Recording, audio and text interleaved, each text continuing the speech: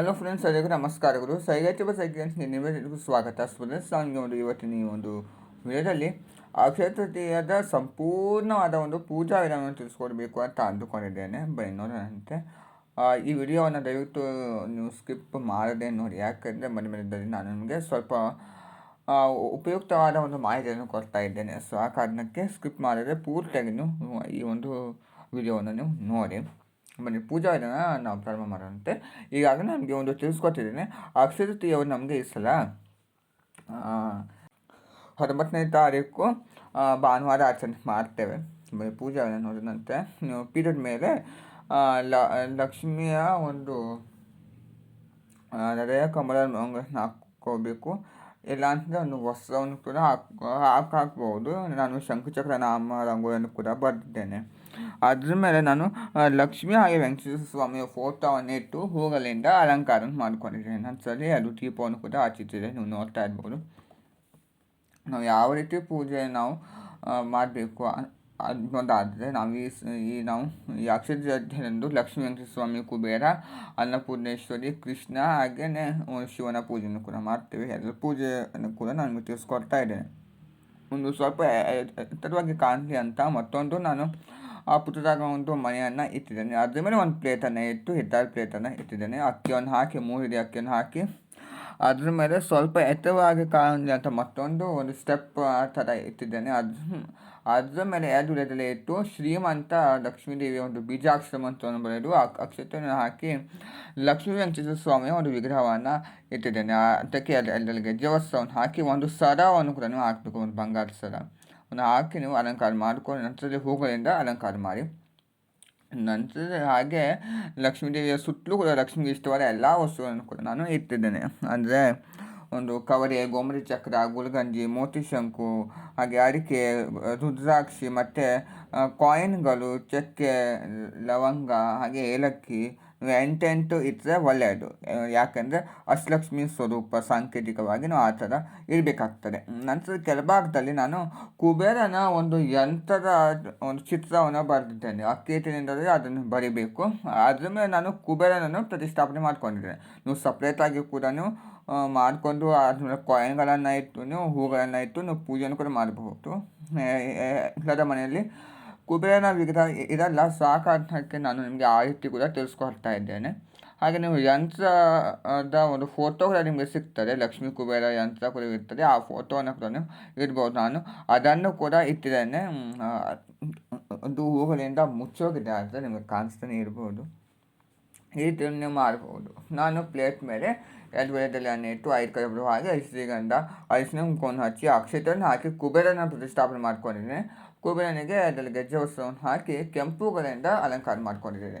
ಕುಬೇರನಿಗೆ ಕೆಂಪು ಅಂದರೆ ತುಂಬಾ ಇಷ್ಟ. ಸೊ ಆ ಕಾರಣಕ್ಕೆ ನೀವು ಹಸಿರು ಕುಂಕುಮವನ್ನು ಕೂಡ ನೀವು ನಿಮ್ಮಲ್ಲಿ ಇದ್ದರೆ ಅದನ್ನು ಕೂಡ ಇಟ್ಟು ನೀವು ಪೂಜೆಯನ್ನು ಮಾಡ್ಕೋಬೋದು. ಯಾಕೆಂದರೆ ಅದು ಕುಬೇರನ ಕುಂಕುಮ ಆಗಿರುವಂಥದ್ದು, ಹಸಿರು ಕುಂಕುಮ. ಸೊ ಆ ಕಾರಣಕ್ಕೆ ಲಕ್ಷ್ಮೀದೇವಿಯ ಮುಂಭಾಗದಲ್ಲಿ ನಾನು ಒಂದು ಪುಟ್ಟದಾಗಿರೋ ಪ್ಲೇಟನ್ನು ಇಟ್ಟಿದ್ದೀನಿ. ಯಾಕೆಂದರೆ ಕುಂಕುಮಾರ್ಚನೆ ಮಾಡಲಿಕ್ಕೋಸ್ಕರ ಅಂತ. ಹಾಗೆ ಕುಬೇರನ ಮುಂದೆ ಒಂದು 5 ರೂಪೀಸ್ ಕಾಯಿನನ್ನು ಇಟ್ಟಿದ್ದೇನೆ. ಅದು ಕುಬೇರನ ಕಾಯಿನ್ ಆಗಿರುವಂಥದ್ದು. ಮತ್ತು ದೀಪಾರಾಧನೆ ಅನ್ನೋದಾದರೆ ನಾನು ಕುಬೇರ ದೀಪಾರಾಧನೆಯನ್ನು ತಿಳಿಸ್ಕೊಳ್ತಾ ಇದ್ದೇನೆ. ಇದಕ್ಕೆ ನೀವು ಕೆಂಪು ಅಥವಾ ಹಸಿರು ಬಟ್ಟೆನ ನೀವು ಮಾಡಿಕೊಂಡು ನೀವು ದೀಪಾರಾಧನೆಯನ್ನು ಮಾಡಬಹುದು. ಕೆಂಪು ಮಾಡಿದರೆ ಅದು ಲಕ್ಷ್ಮೀ ದೇವಿಯ ಒಂದು ಪ್ರೇರಕವಾಗಿ, ಹಾಗೆಯೇ ಹಸಿರು ಮಾಡಿದರೆ ಅದು ಒಂದು ಕುಬೇರನ ಪ್ರೇರಕವಾಗಿ. ಸೊ ಆ ರೀತಿ ಕೂಡ ನಾವು ಮಾಡ್ಬೋದು. ತುಪ್ಪವನ್ನು ಹಾಕಬೇಕು. ತುಪ್ಪವನ್ನು ಹಾಕಿ ಅದು ಬತ್ತಿಯನ್ನು ಕೂಡ ಹಾಕಿ ನೀವು ಬಣ್ಣದ ಬತ್ತಿ ಕೂಡ ಹಾಕ್ಬೋದು. ಇಲ್ಲ ನಾನು ಬಿಳಿ ಬತ್ತಿಯನ್ನೇ ಹಾಕಿದ್ದೇನೆ. ಒಂದು 5 ರೂಪೀಸ್ ಕಾಯಿನು, 2 ದೀಪದ ಒಂದು ಕಾಯಿನನ್ನು ಹಾಕಿ, 1 ಏಲಕ್ಕಿ, 2 ಲವಂಗವನ್ನು ಹಾಕಿ, ಆ ರೀತಿ ಹಾಕಿ ನೀವು ಒಂದು ಕೆಂಪು ಹೂವನ್ನು ಇಟ್ಟೇ ನೀವು ದೀಪಾರಾಧನೆ ಮಾಡಬಹುದು. ಆ ರೀತಿ ನೀವು ದೀಪಾರಾಧನೆ ಮಾಡ್ಬೋದು. ಮತ್ತು ತುಂಬ ರೀತಿ ಒಂದು ದೀಪಾರಾಧನೆ ಕೂಡ ನೀವು ಮಾಡ್ಬೋದಾಗಿರುತ್ತೆ. ಹಾಗೆ ಒಂದು ಕಾಯಿನ ಕೂಡ ಸಂಕಲನ ಮಾಡಿಕೊಂಡು ಪಕ್ಕದಲ್ಲಿ ಇಟ್ಟಿರಿ. ತಾಂಬೂಲ, ಎಲೆ ಅಡಿಕೆ ದಕ್ಷಿಣೆ, ನಾನು 101 ದಕ್ಷಿಣೆ ಇಟ್ಟಿದ್ದೇನೆ. ಯಾಕೆಂದರೆ ಅಕ್ಷಯ ಪಾತ್ರೆ ಪೂಜೆ ಅಲ್ವಾ. ಸೊ ಆ ಕಾರಣಕ್ಕೆ ನಾವು ಆ ರೀತಿ ಇರಬೇಕು. ಮತ್ತು ಪ್ರಸಾದಕ್ಕೆ ಅನ್ನೋದಾದರೆ ಅವಲಕ್ಕಿ, ಕೆಂಪು ಸಕ್ಕರೆ ಮತ್ತು ದ್ರಾಕ್ಷಿಯನ್ನು ಇಟ್ಟಿದ್ದೇನೆ.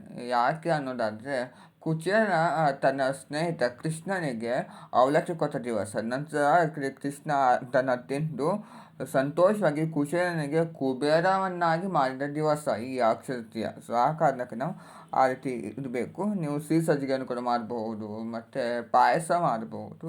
ನಾನು ಈ ರೀತಿ ಪ್ರಸಾದವನ್ನು ಇಟ್ಟಿದ್ದೇನೆ. ಮತ್ತು ಹಣ್ಣುಗಳು ಮತ್ತು ಕನಕದಾರ ಸ್ತೋತ್ರ, ವಿಷ್ಣು ಸಹಸ್ರನಾಮ, ಲಲಿತಾ ಸಹಸ್ರನಾಮ, ಲಕ್ಷ್ಮೀ ಸಹಸ್ರನಾಮ, ತ್ರಿಶತಿ ನಾಮಾವಳಿ ಮತ್ತು ಶ್ರೀ ಸೂಕ್ತ ಅದನ್ನು ನೀವು ಓದ್ಕೋಬೇಕು. ಸಂಜೆ ಸಮಯದಲ್ಲಿ ಕೂಡ ಓದ್ಕೋಬಹುದು, ಇಲ್ಲಾಂದರೆ ಬೆಳಗಿನ ಸಮಯದಲ್ಲಿ ಕೂಡ ನೀವು ಅದನ್ನು ಓದ್ಕೋಬಹುದು. ಒಟ್ಟಾರೆ ನೀವು ಓದ್ಕೊಳ್ಳಿ, ಅದು ನಿಮಗೆ ತುಂಬಾ ಒಂದು ಒಳ್ಳೆಯದಾಗ್ತಾ ಹೋಗ್ತದೆ. ಸೊ ಆ ಕಾರಣಕ್ಕೆ ಆ ರೀತಿ ನಾವು ನಿಯಮಗಳನ್ನು ಪಾಲನೆ ಮಾಡಬೇಕು.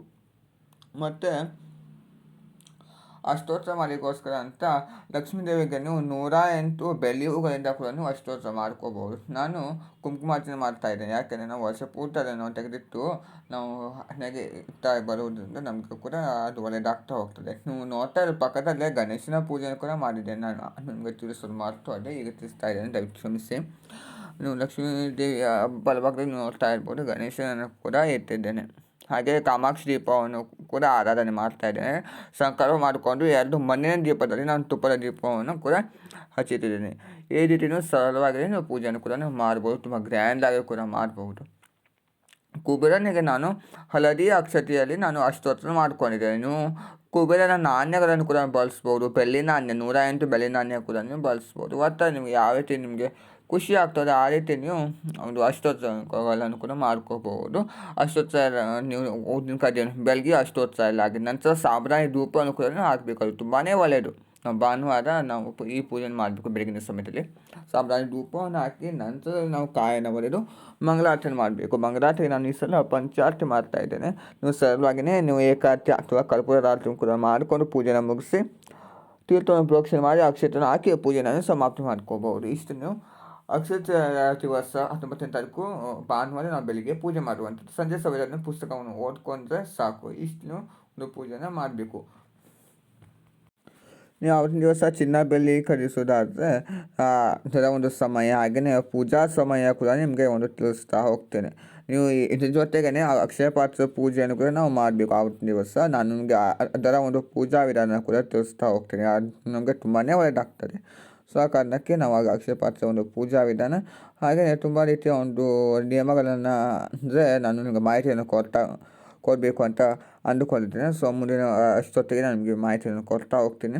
ಹಾಗೆಯೇ ಪೂಜಾ ಮುಹೂರ್ತ, ಪೂಜಾ ಸಮಯಗಳನ್ನು ಕೂಡ ನಿಮಗೆ ತಿಳಿಸ್ತಾ ಹೋಗ್ತೀನಿ.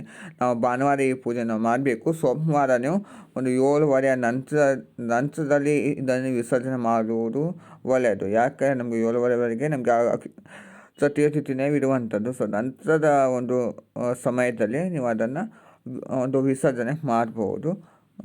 ಹಾಗೆಯೇ ಆ ಕಾಯಿನ್ಗಳನ್ನು ಕೂಡ ನೀವು ಏನು ಕುಬೇರ ಯಂತ್ರವನ್ನು ನೀವು ಬರೆದಿರ್ತೀರಿ ಅದ್ರ ಮೇಲೆ ಕಾಯಿನನ್ನು ಇಟ್ಟಿದ್ದರೆ ಅದು ನೀವು ಒಂದು ಕ್ಯಾಶ್ ಬಾಕ್ಸ್ನಲ್ಲಿ ಇರ್ಬೋದು.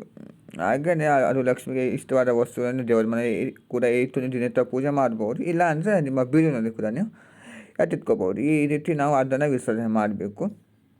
ನೋಡಿ ಫ್ರೆಂಡ್ಸ್, ಇವತ್ತಿನ ಈ ಒಂದು ವಿಡಿಯೋದಲ್ಲಿ ನಾನು ನಿಮಗೆ ಅಕ್ಷಯ ತೃತೀಯದ ಸಂಪೂರ್ಣ ಅದೊಂದು ಪೂಜಾ ವಿಧಾನ ಹಾಗೆ ಮಾಹಿತಿಯನ್ನು ಕೂಡ ಕೊಟ್ಟಿದ್ದೇನೆ. ಎಲ್ಲರಿಗೂ ಇಷ್ಟವಾಗಿದೆ ಭಾವಿಸಿದ್ದೇನೆ. ಇಷ್ಟ ಲೈಕ್ ಮಾಡಿ, ಶೇರ್ ಮಾಡಿ, ಕಮೆಂಟ್ ಮಾಡಿ.